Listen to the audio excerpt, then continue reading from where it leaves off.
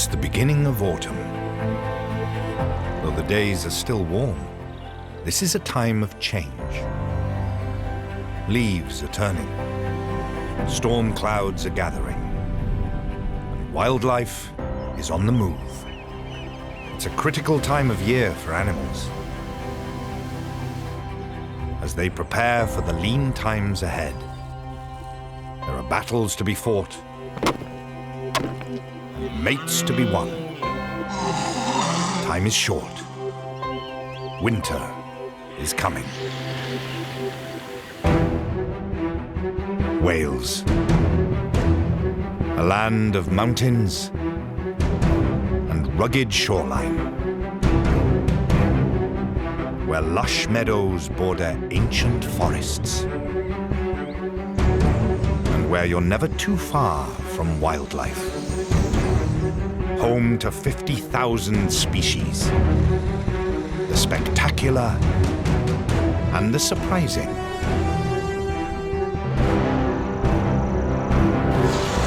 Each season brings its own challenges.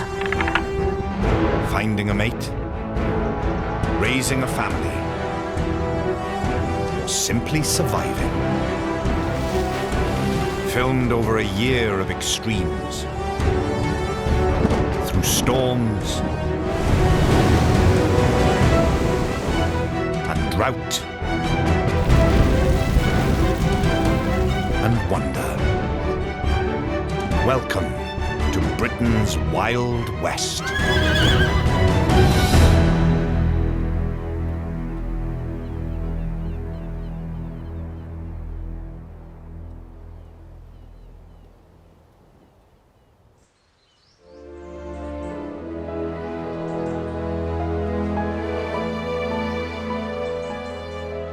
It's early autumn.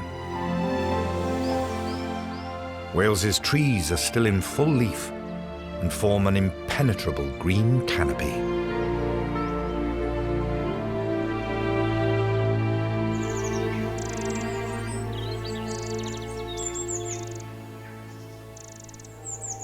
It's the ideal hunting ground for a master ambush predator.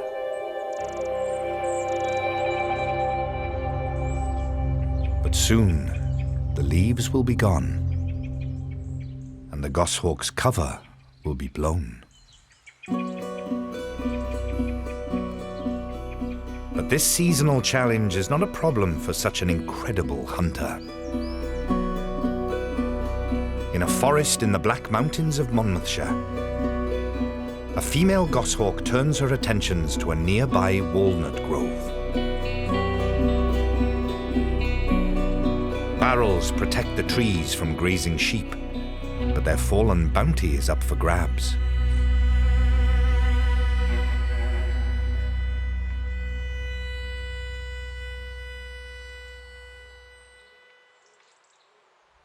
Nuts are definitely worth caching in preparation for the hard times ahead.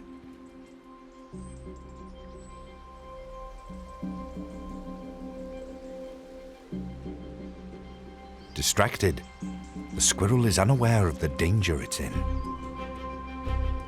It would make a substantial meal for the goshawk.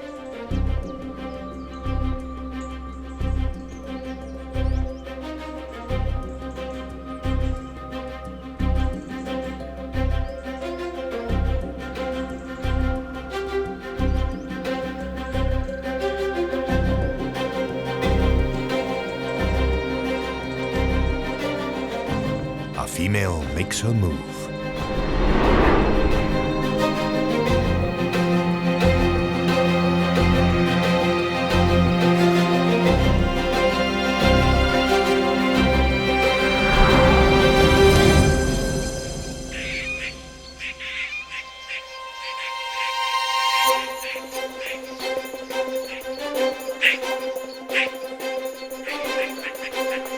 Goshawks will pursue squirrels in a chase that can last many minutes.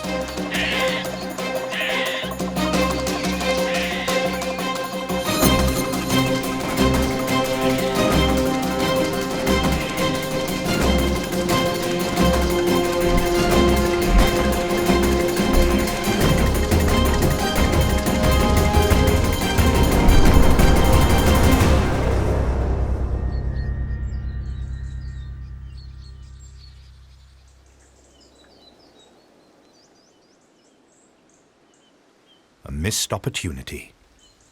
But this formidable hunter won't go hungry for long.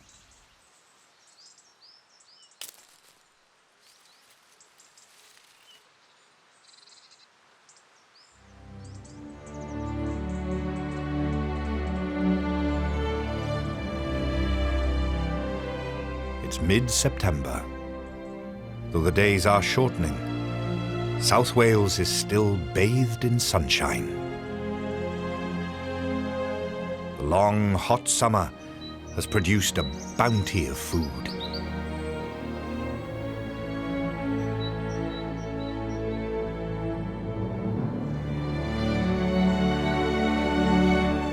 Ivy is one of the last plants to flower in the UK.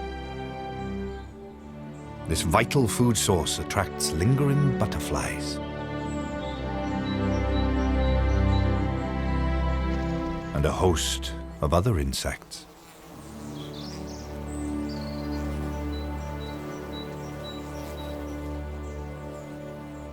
One of which is so in tune with the plant that it synchronizes its life cycle around it. And even takes its name from it. The ivy bee. These recent arrivals blew in from Europe on warm continental winds 18 years ago. They are now permanent residents in South Wales. They live for only 6 weeks. And now it's the peak of their breeding season. Just outside Caldicot is a rather special meadow. In an exposed patch of sun-baked earth, there are hundreds of tiny holes, each home to a female.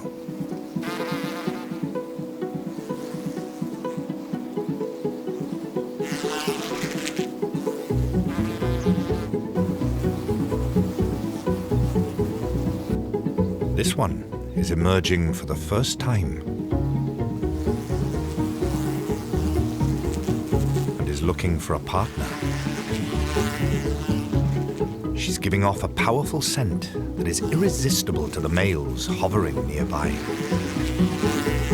She will only mate once, so competition for her affections is fierce. Males pile in from all directions, and a rolling maul ensues.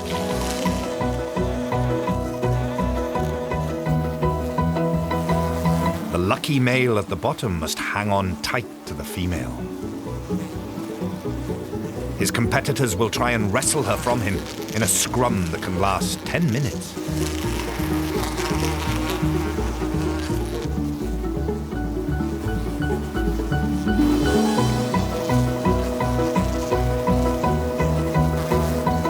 But a victor eventually emerges.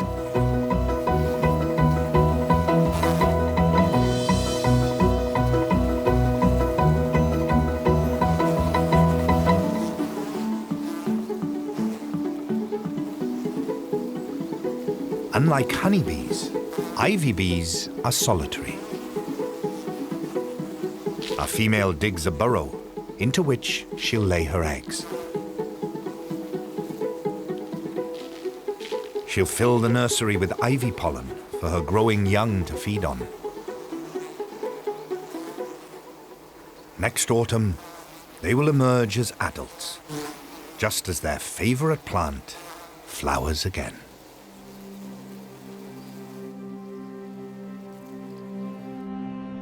The ivy bees are not the only mothers busy at this crucial time of year. 1.5 kilometres off the Pembrokeshire coast is Ramsay Island.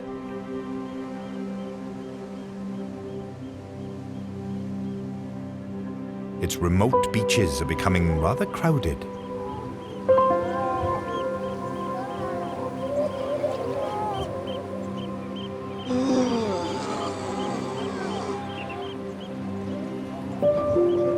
Female grey seals and their pups relax in the late season sunshine.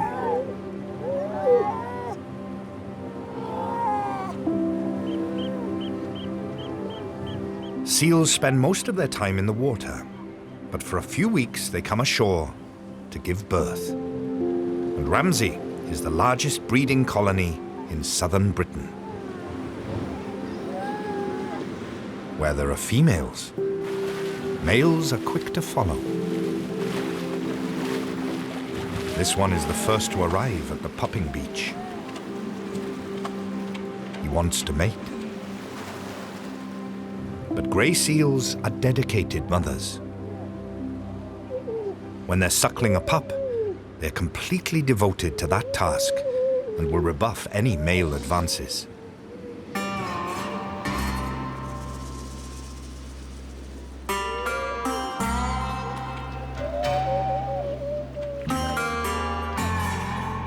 Males are twice the size of females and could accidentally crush a newborn pup if they get too close. So it's understandable why the females don't want them nearby.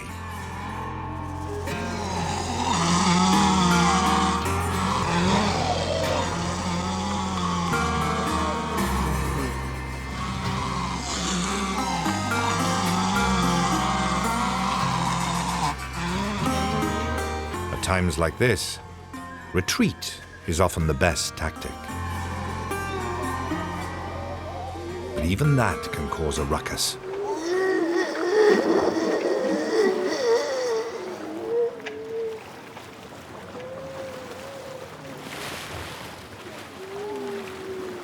Despite his size, these females have no qualms about letting him know they don't want him around.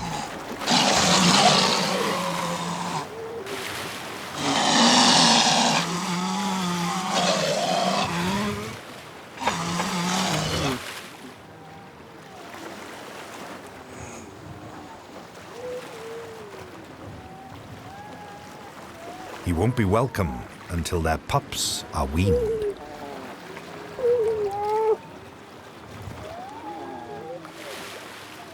So for now, our male needs to bide his time.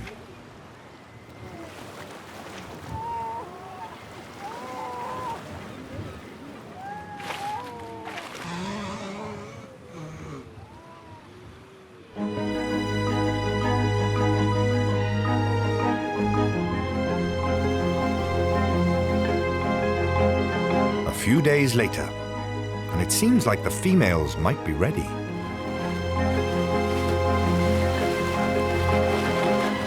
Another male has arrived, and he hasn't been chased away. Our male must try again.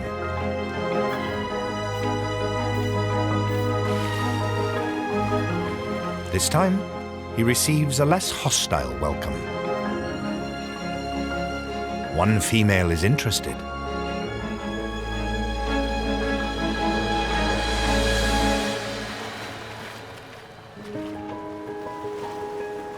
She comes in close.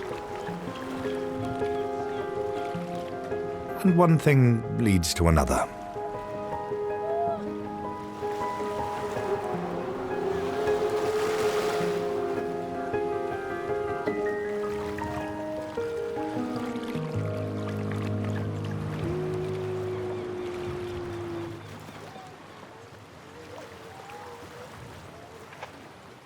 It's his first successful conquest.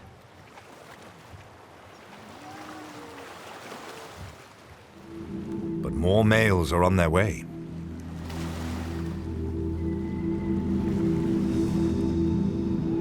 And he'll soon have to fight for the right to mate.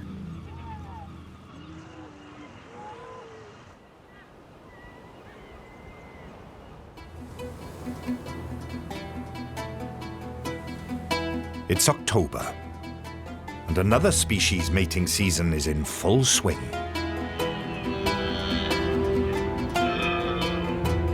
In South Wales, just a stone's throw from the town of Port Talbot, is Margam Park.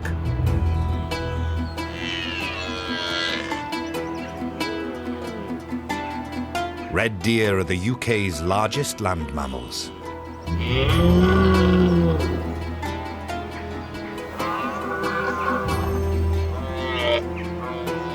This time of year, the stags are full of swagger.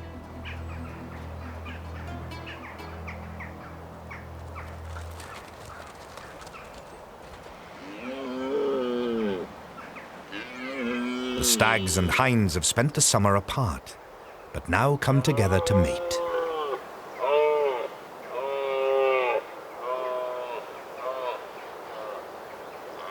This male has already laid claim to his harem by seeing off a number of rivals.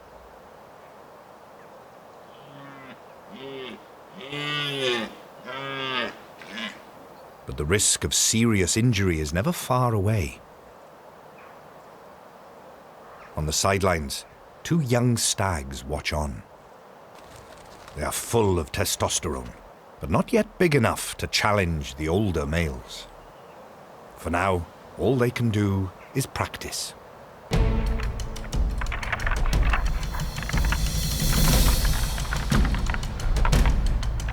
rut is a test of stamina and strength. Early battles allow the stags to hone their technique.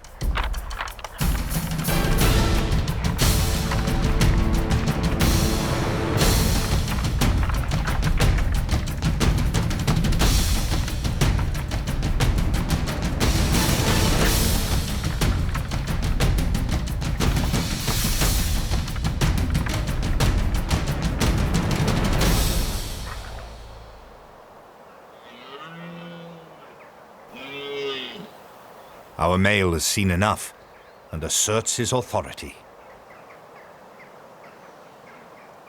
His roar resonates far and wide. There's no mistaking that he's the boss.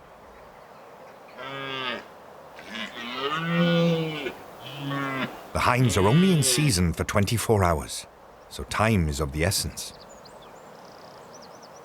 But this is his first year in charge. He's not mated before and seems reluctant to make the first move. The females are ready and show him what to do.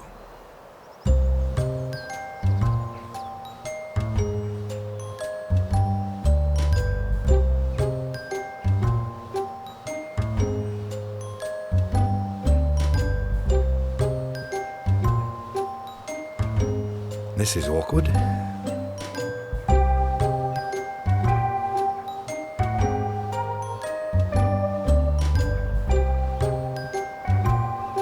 Finally, he gets the message. But his technique leaves a lot to be desired.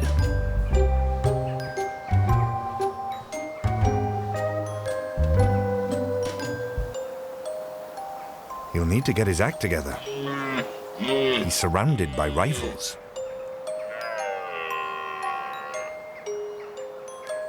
Down below in the bracken, another male has his own harem.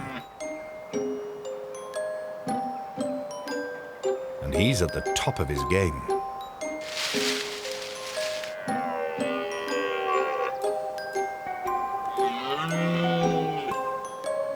Dominant stags will steal another male's hinds given half a chance. On the higher ground, our male is unperturbed, but he's still missing the mark.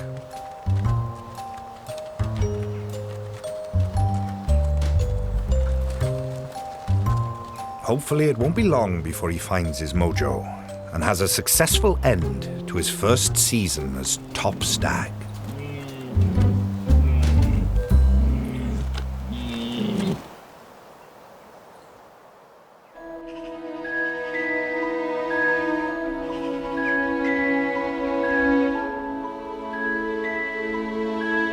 Autumn is when much of Wales's wildlife hunkers down in preparation for the cold months ahead.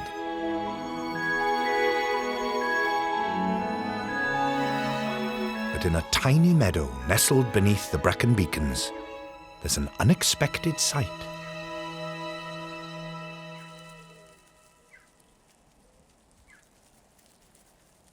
Marsh fritillary butterfly caterpillars.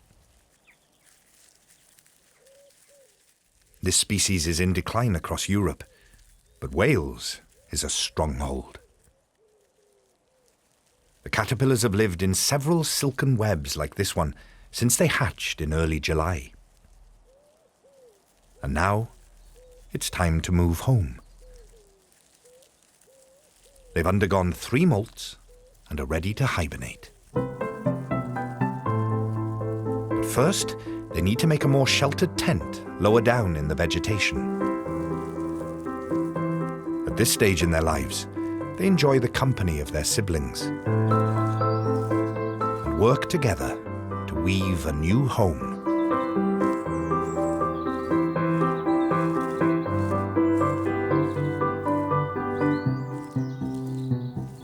They'll spend the winter months cocooned within.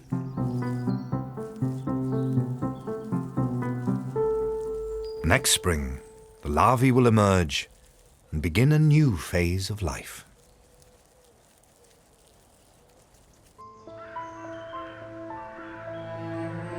In November, it's not just the animals that are preparing for winter.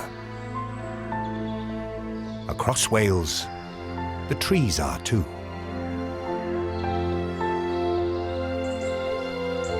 The green pigments, essential for photosynthesis, will not be needed in the dark months ahead. As they break down, orange hues come to the fore.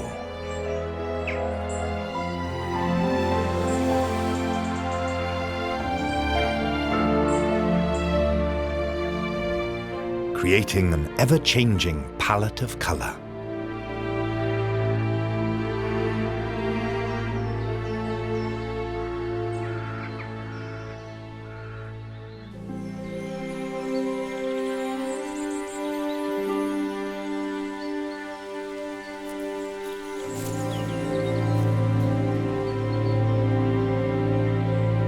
As the days shorten, the trees continue to shut down.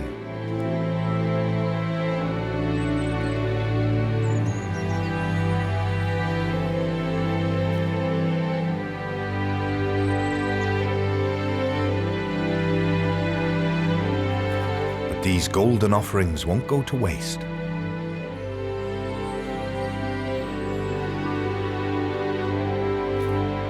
Their nutrients are recycled, adding much-needed nourishment to the soil.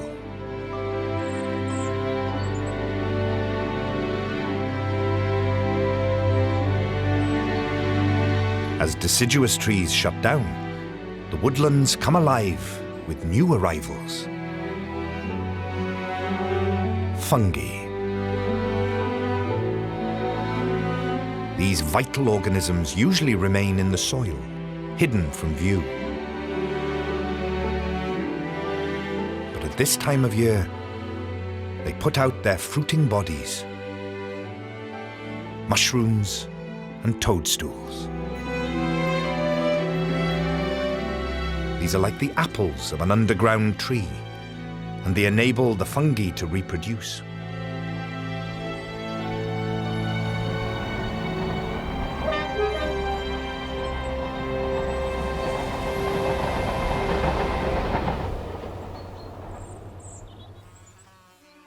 In a woodland in Carmarthenshire, strange egg-like forms litter the ground.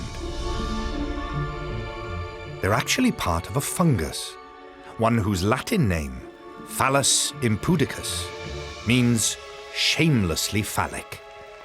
And as they hatch, it's obvious why.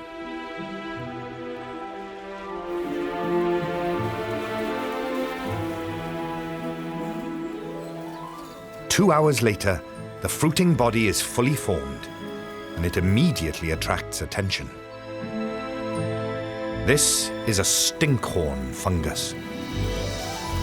It smells like decaying meat, but to flies, it is ambrosia.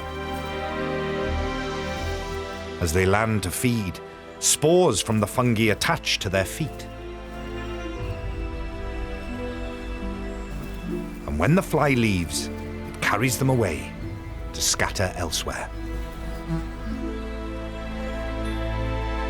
This cunning trick ensures the stinkhorn colonizes new areas of the woodland.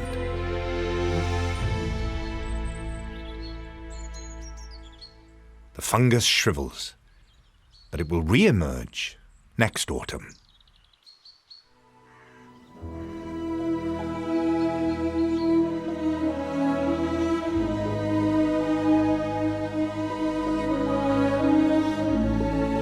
mid-November, the countryside is still ablaze with colour.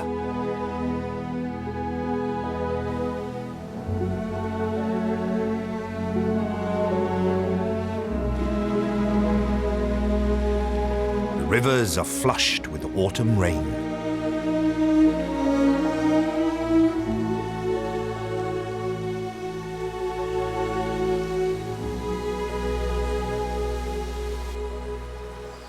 One remarkable animal swims against this torrent on a final pilgrimage.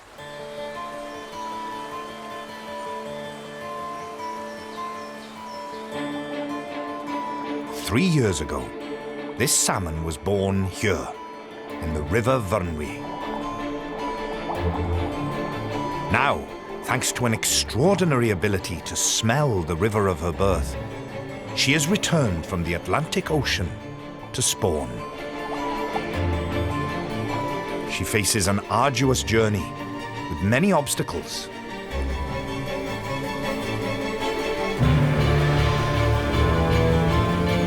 It's a test of agility and endurance.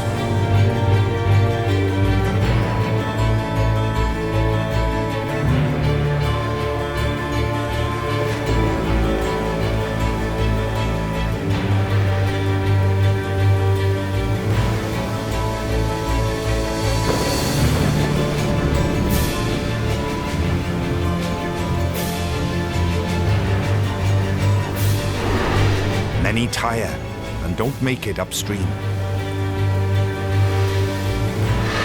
Some are wounded along the way.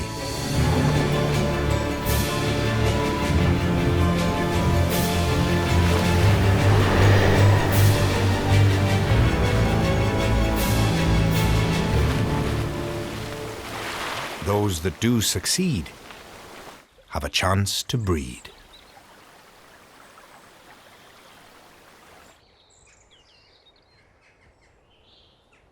It's not just the rivers that are drawing autumn migrants. The Welsh coast is also a magnet for long-distance travellers. At the very top of Wales's north-eastern edge is the Dee estuary. It's a haven for wading birds, like oyster catchers.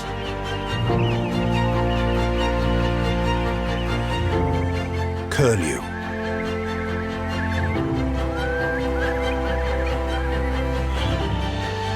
And dunlin.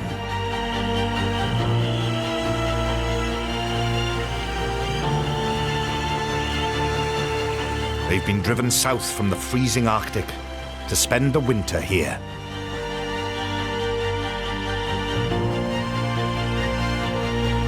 This is the most important wetland in the whole of Wales. By November, many migrants have already arrived, and with each passing day, the numbers grow.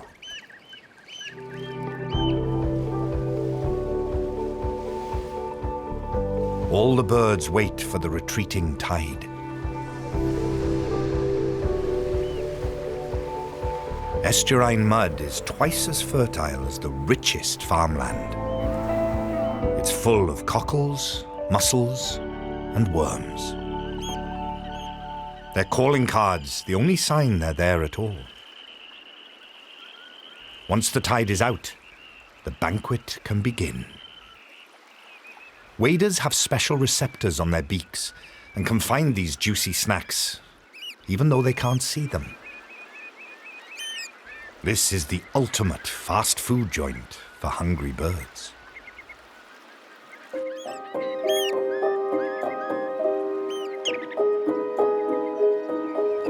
All this activity has caught the eye of Wales's top gun, a peregrine falcon. The packed mudflats are the perfect hunting ground. Peregrines are the fastest birds on the planet, with a top speed of 320 kilometers per hour. They hunt by hitting their prey at speed. But this one is a juvenile and has a lot to learn. He's not afraid, however, to have a go.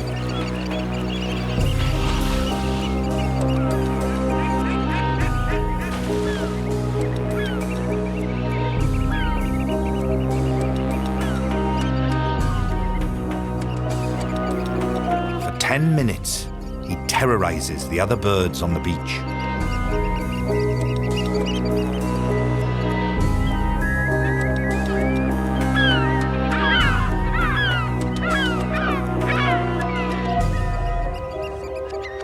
What he lacks in experience, he's certainly making up for with attitude.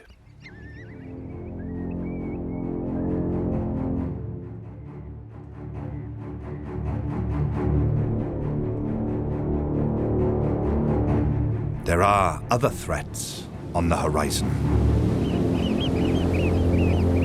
Late autumn is the beginning of storm season.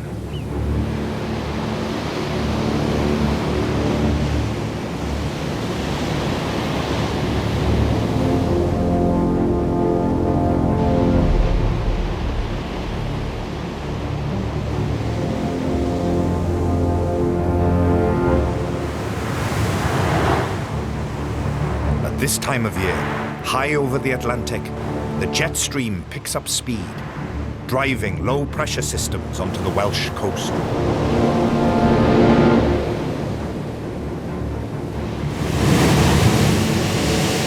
Seaside towns like Porthcawl bear the brunt of this brutal weather.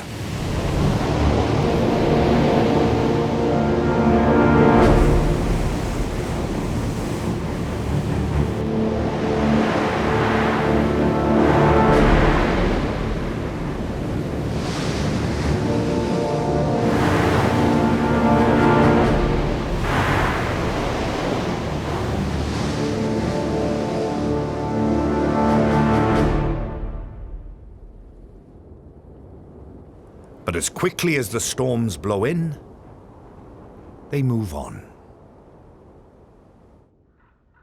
These brief blasts of winter are a warning of harsher weather to come. Wales is still experiencing unseasonable warmth, even in some of the most mountainous parts of the country. On the abandoned Dinorwig slate quarry, in the heart of the Snowdonia National Park, one of Wales's most sure-footed animals makes its home. Feral goats are Neolithic survivors and have lived here for at least 5,000 years.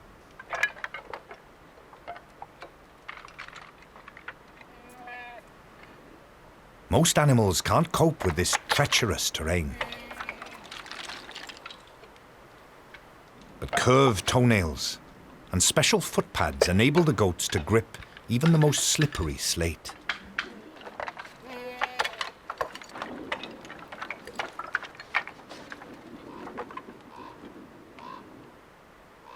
At this time of year, the males, or billies as they are known, have one thing on their mind: females. It's the mating season. This alpha male has his work cut out.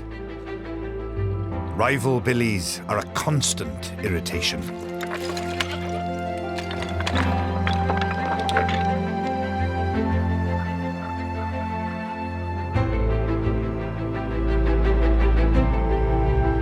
Our male curls his lip to taste the air, using what's known as the Salmon response.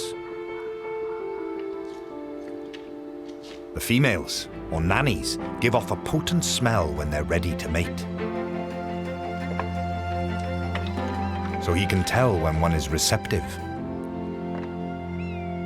He's been keeping an eye on this female for the last few days.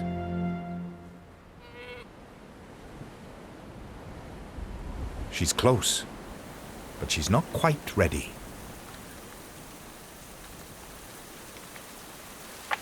The weather here in the mountains can change in an instant.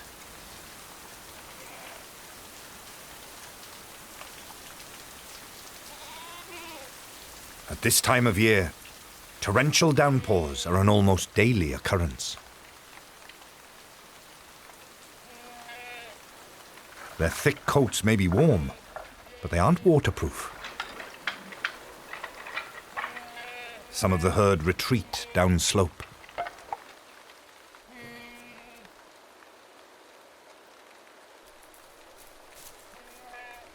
The ancient woodland provides shelter and a chance to feed.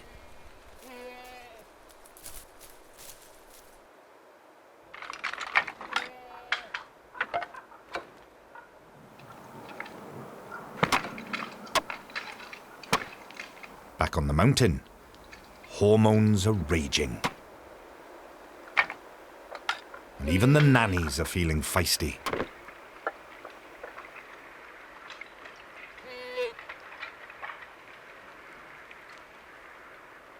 With so many females around, the alpha billy is easily distracted.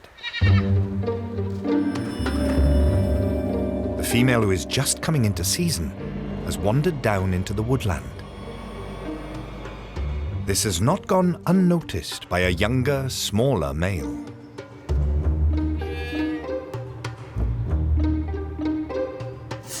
She's playing hard to get, quite literally.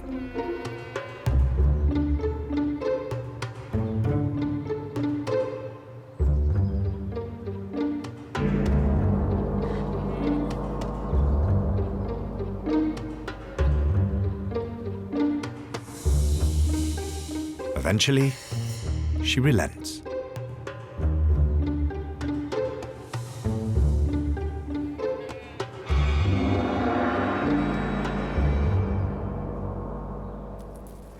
For this sneaky male, a chance to sire some offspring.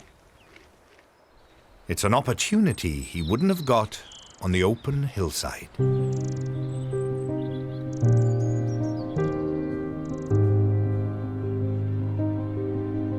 Wales is one of the more mountainous countries in Europe.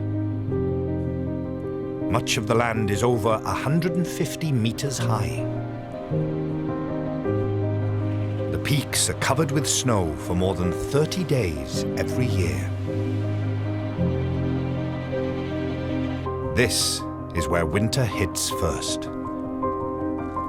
It's a wild, rugged place to live.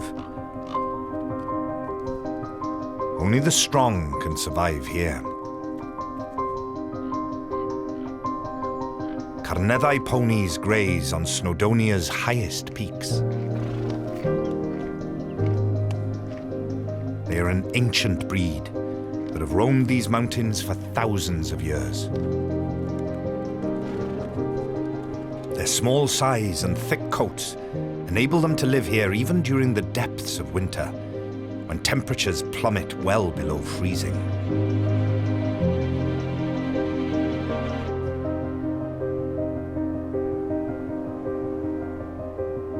They are surely contenders for Wales's toughest wild animal.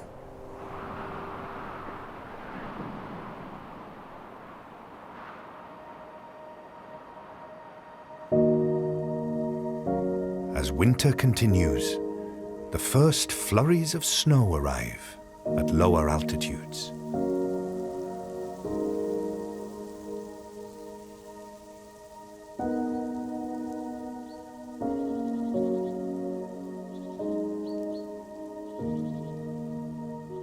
The days are short, and there's less time to feed.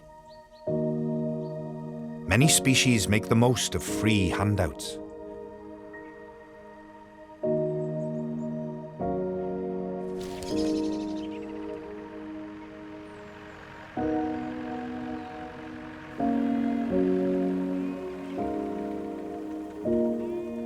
In Powys, in mid-Wales, it's not just the sheep that are being looked after.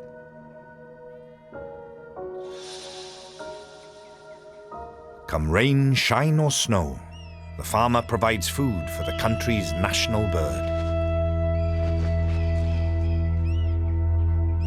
The red kite.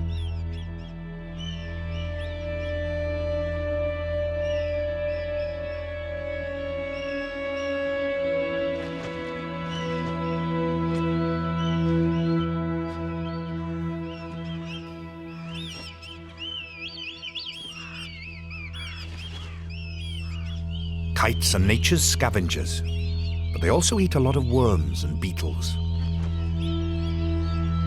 During winter, the frozen ground makes these harder to find, so this free meal is incredibly welcome. Kites come here every day from far and wide.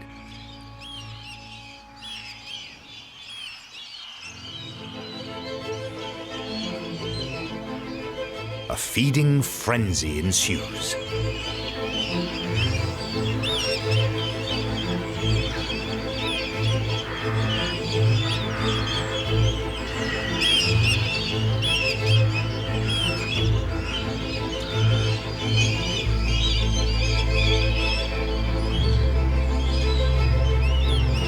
As even more birds arrive, the competition intensifies.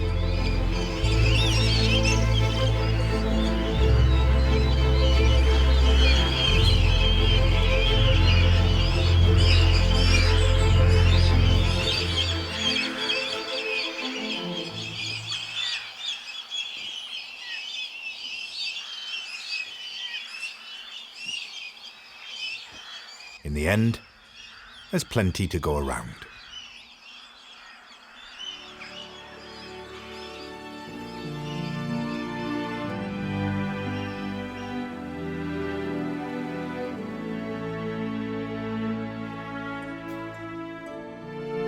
Snow continues to blanket the land.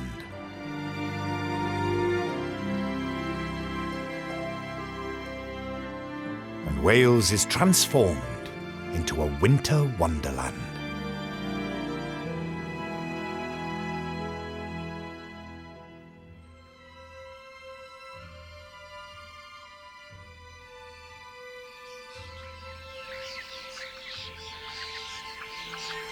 The snow-covered fields attract flocks of migrants.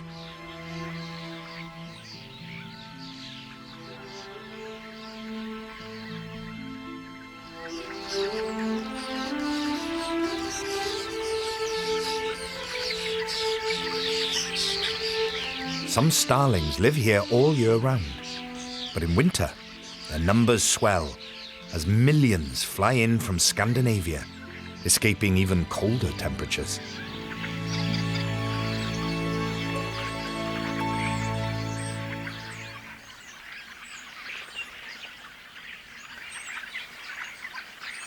Their short, stubby beaks are perfect for sifting through snow on the hunt for seeds and insects.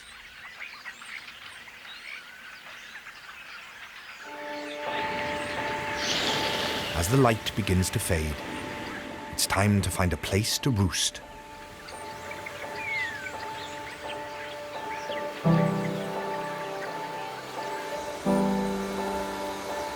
They head to the coast, where temperatures are milder. Small feeding flocks join together.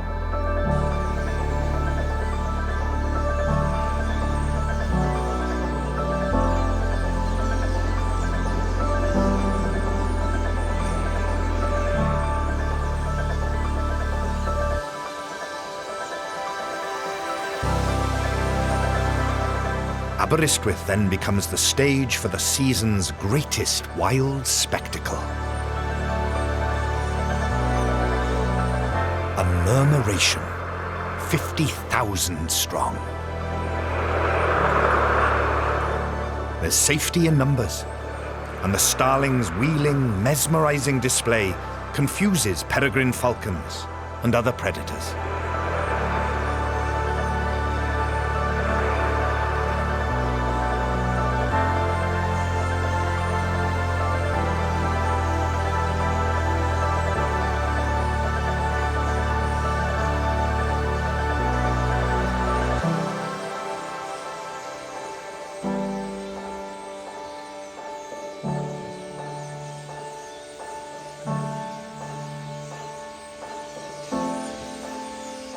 Every evening, this huge superflock roosts in the shelter of Aberystwyth Pier, huddling together against the cold.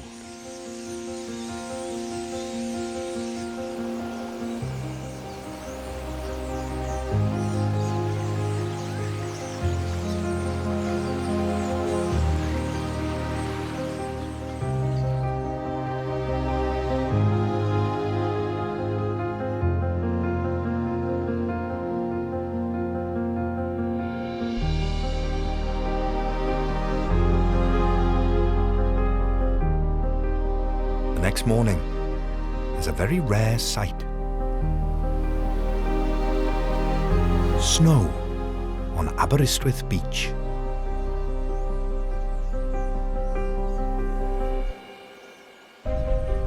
Winter has truly arrived.